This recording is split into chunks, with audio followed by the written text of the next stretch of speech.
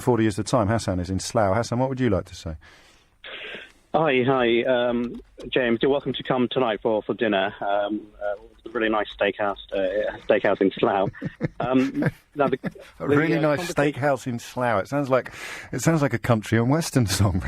A really bad. The last steakhouse in Slough. Go on.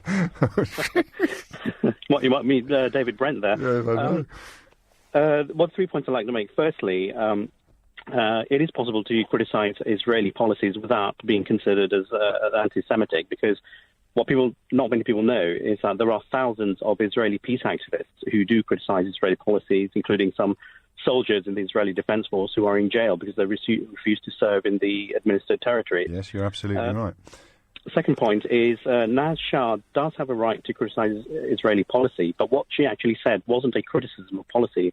It was borderline racism. It's just like saying, let's move Mecca to Indonesia because Indonesia has the highest per capita population of Muslims. It's insanity. Now, the third point is I'd like to know whether what LBC will do about Ken Livingstone, whether they'll still want him on air. I personally would like to hear him tomorrow, as defending himself. He won't be here tomorrow. Michael Crick's standing in for him at the moment because of the election period that we're in. I'm always very uncomfortable talking about colleagues on air, but I'll make an exception because it's you.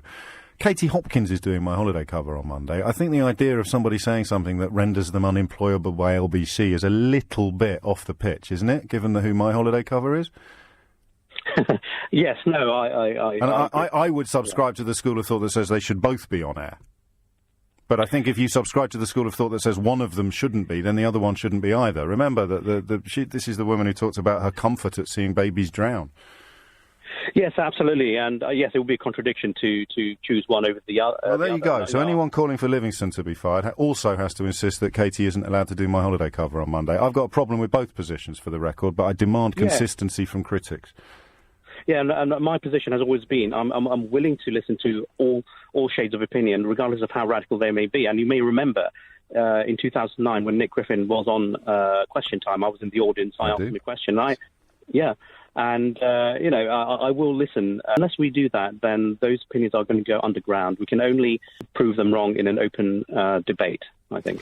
And you need to be here to debate it. 10:43 is the